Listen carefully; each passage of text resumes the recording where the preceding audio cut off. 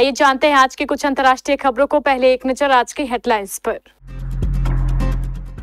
वक्फ कानून पर आज होगी सुप्रीम सुनवाई, आखिर क्या है दोनों पक्षों की दलील। कभी ब्रिटिश राज के खिलाफ उठाई थी आवाज, अब विवादों में फंसी वही कंपनी। कर्नाटक में मुस्लिम कोटा, क्या राहुल गांधी ने मधुमक्खी के छत्ते में डाल दिया हाथ। सोशल मीडिया को बनाया हथियार, फैलाई गई अफवाह। सीएम फेस को लेकर हाँ या ना, क्या हुई बात। मैदान तैयार, कोई माई का लाल, सपा सांसद रामजी लाल सुमन ने करनी सेना को दी खुली चुनौती। ईरान से कैसे न्यूक्लियर डील चाहता है अमेरिका, ट्रंप दिखा रहे सैन्य पावर। रूस अमेरिका में हो सकती है आर्थिक साझेदारी, व्हाइट हाउस का बड़ा ऐलान। जाट पर विवाद, सनी देओल की फिल्म पर धार्मिक भावनाएं आहत करने का लगा आरोप। और मेरे लिए मुश्किल है, लो स्कोरिंग मैच में जीत पर शेर सैयर ने क्या कहा। वक्फ कानून को चुनौती देने वाली कई याचिकाओं पर आज सुप्रीम कोर्ट में सुनवाई होगी। संशोधित वक्फ कानून का मकसद मुस्लिम वक्फ की संपत्तियों के प्रबंधन को पारदर्शी बनाना है। इस कानून के बचाव में 6 बीजेपी शासित राज्यों ने भी इसमें शामिल होने की मांग की है। लोकसभा और राज्यसभा में लंबी बहस के बाद अप्रैल की शुरुआत में संसद से वक्फ संशोधन विधेयक पारित हो गया था, जिसके बाद इसे राष्ट्रपति की मंजूरी भी मिल गई। अब देश के चीफ जस्टिस संजीव खन्ना और जस्टिस संजय कुमार और जस्टिस केवी विश्वनाथन की बेंच आज दोपहर 2 बजे से इस पर सुनवाई करेगी। सुप्रीम कोर्ट ने इससे पहले साफ किया था कि वह विधायिका के अधिकार क्षेत्र में दखल नहीं देगा, लेकिन संविधान से जुड़े मुद्दों पर अंतिम मध्यस्थ के रूप में वह याचिकाकर्ताओं की बात सुनने के लिए सहमत है, जिनमें इस बात पर जोर दिया गया है कि संशोधित कानून समानता के अधिकार और धार्मिक प्रथाओं को अपनाने के अधिकार समेत कई मौलिक अधिकारों का हनन करता है। प्रवर्तन निर्देशालय ने national Herald money laundering case में कांग्रेस नेता राहुल गांधी, सोनिया गांधी और ओवरसीज कांग्रेस के प्रमुख सैम पित्रोदा के खिलाफ राउज एवेन्यू कोर्ट में चार्जशीट दाखिल की है। चार्जशीट में सुमन दुबे और कुछ और लोगों के नाम भी शामिल है। अदालत इस चार्जशीट पर सुनवाई 25 अप्रैल को करेगी। इस केस में ईडी पहले ही 64 करोड़ रुपए से ज्यादा की संपत्ति जब्त कर चुकी है। सुब्रमण्यम स्वामी ने गांधी परिवार पर जमीन हड़पने का आरोप लगाते हुए एक आपराधिक शिकायत दर्ज कराई। अदालत ने सभी आरोपियों को समन भेजा और कहा कि शुरुआती सबूत उनके खिलाफ हैं। कर्नाटक में जातिगत जनगणना का डाटा लीक होने के बाद प्रदेश के साथ ही कांग्रेस पार्टी में तूफान आ गया है। कास्ट सेंसन में जनसंख्या के आधार पर आरक्षण का कोटा भी निर्धारित किया गया है। जनसंख्या के आधार किसको कितना फीसदी रिजर्वेशन दिया जाए, इसकी भी सिफारिश की गई है। इसको लेकर बवाल मचा हुआ है। दरअसल कर्नाटक की 2 प्रभावशाली जातियों की आबादी मुसलमानों से कम है। रिपोर्ट में मुसलमानों की मौजूदा आरक्षण की सीमा को बढ़ाकर सीधे दोगुनी यानी 8% करने का सुझाव दिया गया है। बता दें कि देश में हिंदू फर्टिलिटी और पॉपुलेशन रेट में लगातार गिरावट देखी जा रही है। दूसरी तरफ मुस्लिम समुदाय के फर्टिलिटी रेट में भी गिरावट आई है, लेकिन वह अभी भी हिंदुओं से ज्यादा है।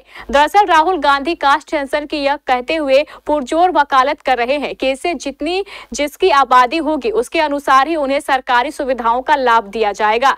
बिहार में जब जातिगत जनगणना करवाया गया था तो उस वक्त महागठबंधन की सरकार में कांग्रेस भी शामिल थी। बंगाल हिंसा को लेकर बड़ी बात सामने आई है। व्हाट्सएप ग्रुपों, फर्जी सोशल मीडिया अकाउंट्स और लोगों के बीच फैली अफवाहों की वजह से मुर्शिदाबाद में हिंसा फैली। नए वक्फ कानून के मद्देनजर सांप्रदायिक हिंसा भड़क उठी थी। हिंसा में 3 लोगों की जान चली गई। पुलिस ने 1093 सोशल मीडिया अकाउंट्स को ब्लॉक कर दिया है। 221 लोगों को गिरफ्तार किया गया है। अंग्रेजी वेबसाइट इंडियन एक्सप्रेस ने इस संबंध में खबर प्रकाशित की है। राज्य पुलिस और जिला प्रशासन के वरिष्ठ वरिष्ठ अधिकारियों के अलावा स्थानीय लोगों से बातचीत के आधार पर खबर प्रकाशित की गई है। कई संगठनों ने नए कानून के विरोध में रैलियां बुलाई थी।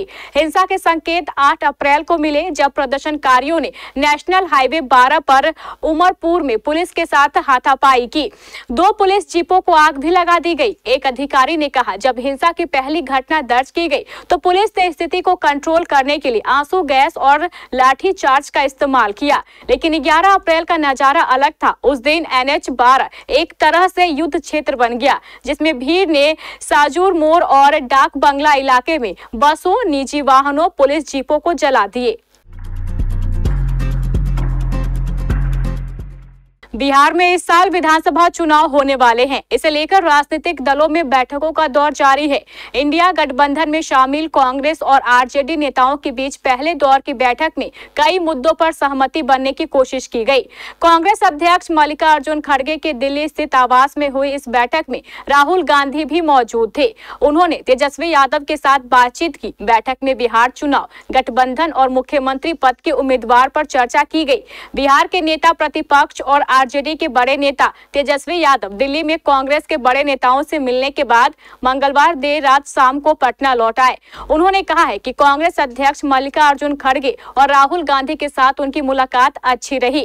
तेजस्वी ने बताया कि इस दौरान इंडिया गठबंधन की राजनीति, बिहार के मुद्दे और आने वाले विधानसभा चुनाव की तैयारियों पर बात हुई। समाजवादी पार्टी के राज्यसभा सांसद रामजी लाल सुमन ने एक बार फिर से विवादित बयान दिया है।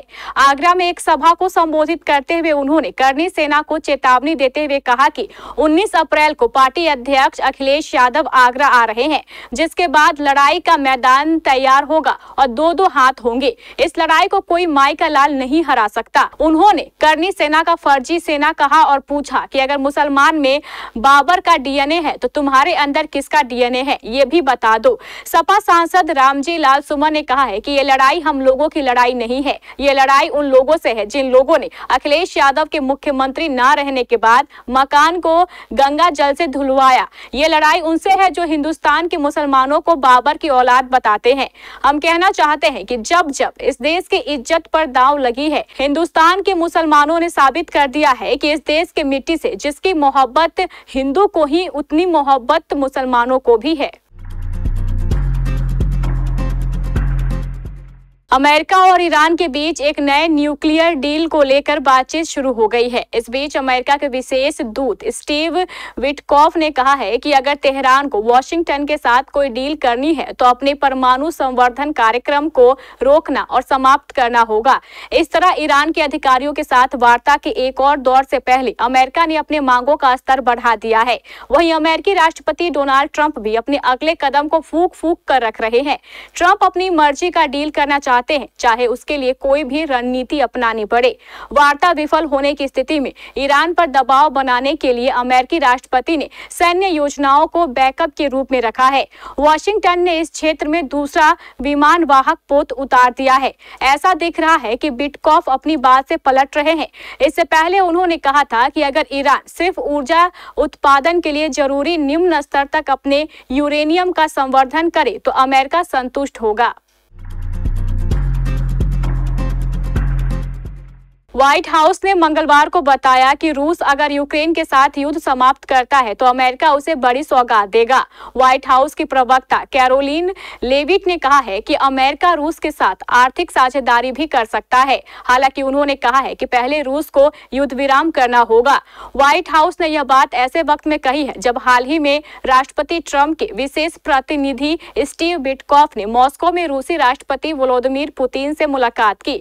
इस मुलाकात को लेकर व्हाइट हाउस ने कहा कि दोनों के बीच अच्छी बातचीत हुई और हमारा मानना है कि रूसी राष्ट्रपति पुतिन भी युद्ध समाप्त करना चाहते हैं। व्हाइट हाउस प्रवक्ता कैरोलिन लेविट ने कहा है कि अगर रूस यूक्रेन के साथ युद्ध को समाप्त करता है तो रूस को बड़ी सौगात मिल सकती है। हो सकता है कि अमेरिका और रूस के बीच आर्थिक साझेदारी हो जाए, लेकिन पहले हम चाहते हैं कि युद्ध विराम हो और राष्ट्रपति के प्रतिनिधि विटकॉफ ने राष्ट्रपति पुतिन को यह बात स्पष्ट रूप से बता दी है। सनी देओल और रणदीप हुड्डा की फिल्म जाट पर विवाद खड़ा हो गया है। एक सीन के कारण इस फिल्म पर धार्मिक भावनाएं आहत करने का आरोप लगा है।